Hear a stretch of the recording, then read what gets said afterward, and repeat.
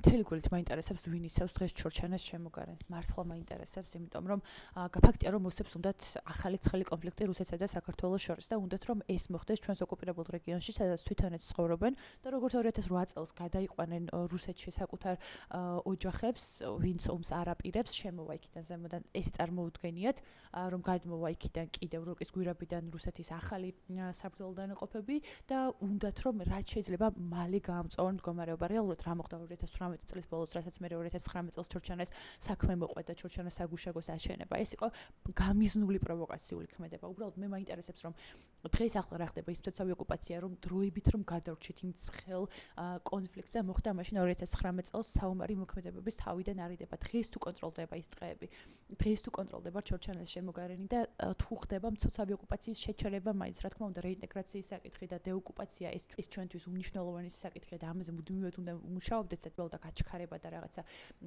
სულ სწრაფად რაღაცა პოპულიზმი და გაქეზება არ ღირს აქ საკმაოდ ისეთი მნიშვნელოვანი საკითხებია, რომელზეც სიღრმისეულად უნდა მოხდეს ფიქრი და წვდომა.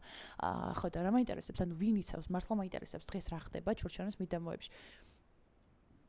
რეალურად ფაქტია, რომ ოსებს უნდათ ახალი ცხელი კონფლიქტის გაჩაღება და დღეს თუ არიან ისინი ჩუმად შესაძლოა უახლოეს პერიოდში მათ ისევ ხმა მოიღონ და მე მგონი ამ საკითხების გრიფით გასაიდუმლოება არ ღირს. მე ხომ არ ვამბობ, რომ ის რაც სახელმწიფო საიდუმლოა და რასაც უშუალოდ უნდა კურირებდეს სუსი სახელმწიფო უსაფრთხოების სამსახური, ამაზე უნდა ამის გასაჯაროება უნდა მოხდეს.